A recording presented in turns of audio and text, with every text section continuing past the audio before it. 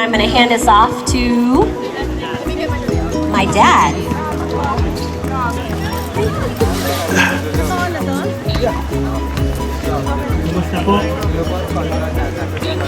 Hello everybody, my name is Omi. My dad's name is Gene. He is the person who has brought this art, specific art of Arnis, to the States. So please put your hands together for Gene Batan. Arnis is actually the national sport of the Philippines. Before the Spaniards invaded or colonized the country, there was no particular name for this particular fighting art. Then eventually when they came in, the Spaniards had to come up with a name to identify this particular art that uses rattan sticks, machetes, and knives. And they call it Arnis, Kali, or Skrima. The influence of this art came from India, Indonesia, Malaysia, Brunei, and all the other Southeast Asian countries. The particular style that we hold is called Cinco Teros because it's a five strikes. It's based on 5 strikes. Then the name of this particular school, which is Cinco Teros, was just named because the first thing that they have learned is how to strike with 5 strikes and 5 targets. The founder of Cinco Teros is Rolando Hong. He's from the city of Baguio. He learned this from his family, and it's a family art, and they didn't really want to share this to anyone except the family. Together. 1, 2, 3, 4, 5. And then switch hands. 1, 2, 3, 4, 5. You'll notice my shoulders are moving a lot like this. This is very important because in tribal warfare, if you are running and you want to attack somebody, they won't be able to see the length of your weapon if you are doing this. If you're at a shoulder chamber and I'm facing directly in front of you and I pivot, you can't see the length of my weapon and you don't know if it's coming from here or here. So it's a very sneaky technique. Okay. I'm going to show you the footwork associated with these 5 strikes. We'll start with the 1. We'll just do number 1. So when you strike 1, again, it's this. On your step forward, you throw the strike. So 1. Okay, back to the shoulder chamber. 1, 2, 3, 4, 5. Second footwork, retreat attack. So you go back first and then forward. The reason for this is if somebody is coming towards you, Andy, can you come attack me? Somebody's coming towards you, they're closing distance. I'm too close to defend myself, so I create that space. Good? 1, and then get back in. So that's the retreat attack. I'm not running away, I'm getting distance, but we just use the word retreat. 1, 2, 3, 4, 5. So, we just did forward and back, attack, retreat, retreat, attack. Now we're going to do side to side. So feet are back and shoulder width apart. When you are in a real combat situation, you will always get off the line of attack. So if something is coming forwards, you step to. We're going to move to the right and strike 1. 1. So, feet shoulder width apart. You are now in a side chamber, ready to hit 2. 2 is going to be to the left. 2. Very good. 3, we're going to the right, from the right hip up to the left shoulder. 3. 4 is going to be to the left. 4.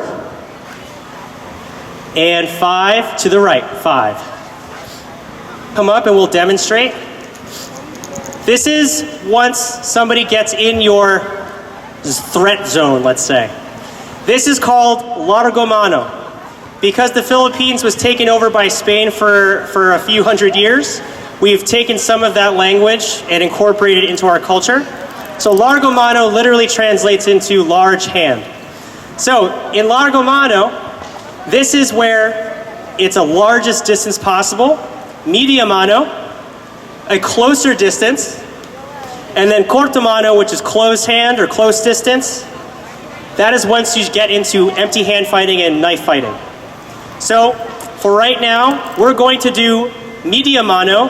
So it's a range where the flow will look like the 5 strikes. First, the one that you know, this is media mano. This you know already. 1, 2, 3, 4, 5. 1, 2, 3, 4, 5. 1, 2, 3, 4, 5. 1, 2, 3, 4, 5.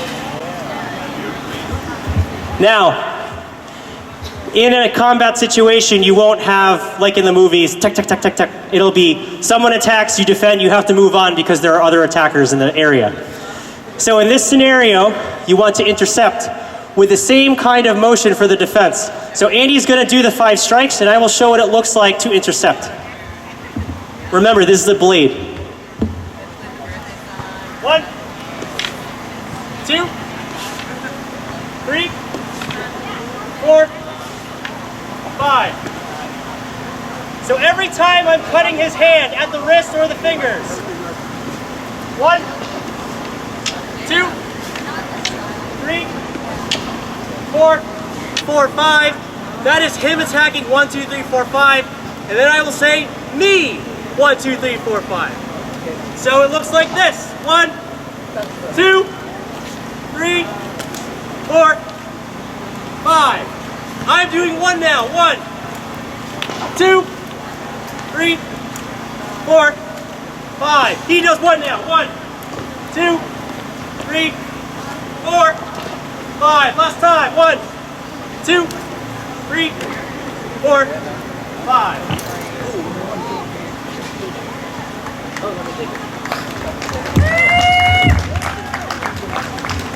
Thanks, Andy.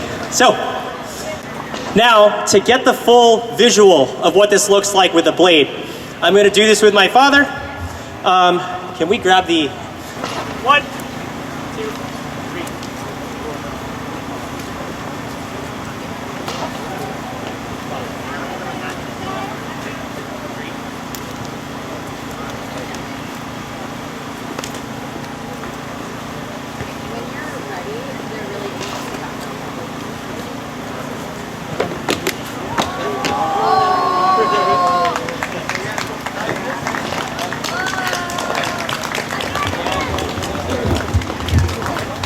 So that style, that flow is with a machete. Then you make it into a knife. Same exact concept, except now it's closer quarters. I'm like setting everything up. So instead of big motions with a bigger weapon, smaller motions. So instead of 1, 2, 3, 4, 5, it's now within the shoulder. 1, 2, 3, sorry. 1, 2, 3, 4, 5. All within a pitcher's box. So notice how the motion is the same, but now it's a little bit more disguised because we're closer quarters.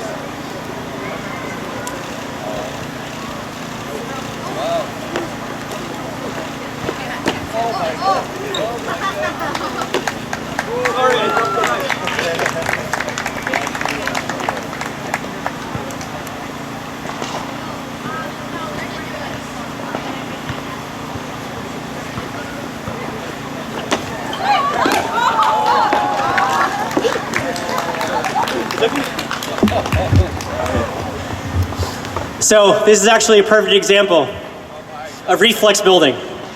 We had a choreographed plan. 1, 2, 3, 4, 5. Somewhere along the way, I don't know where it happened, then we just transitioned into take up the space. Now make sure you don't get stabbed, even if it's training. So everything that you see starts from 1, 2, 3, 4, 5. There is 6 through 10. We don't have enough time for that today, but that's what it looks like with a knife. Now, let's say empty hand. How does this translate if neither person has a blade? Rob?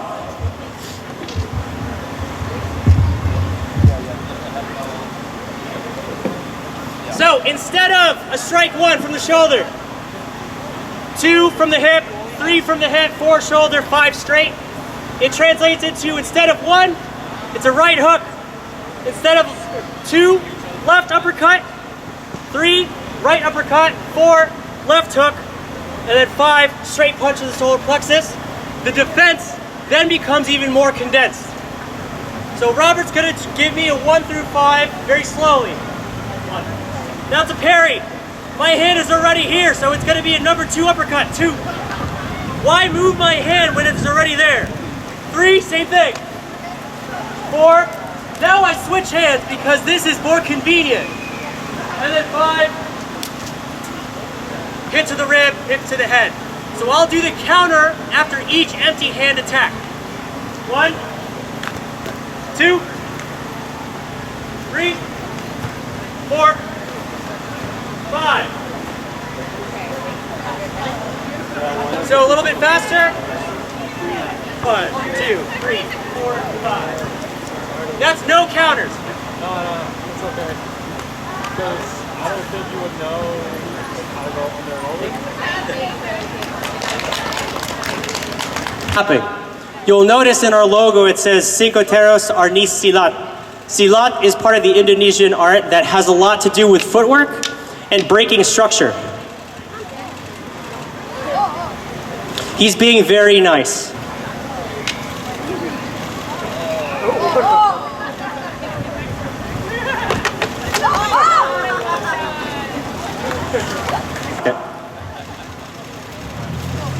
If anybody does Aikido in here, that's Shihonage.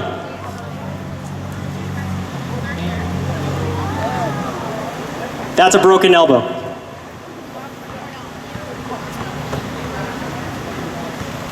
That was distance gauging. That was largo mano. He couldn't reach it. He knew how far he was going to be. So if anybody has a stick in their hand right now, please stand up for us and we will end the session with Pugay.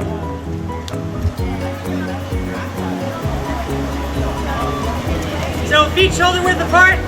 Your hand that has the weapon will be over your heart. And you put the back of your hand to your head.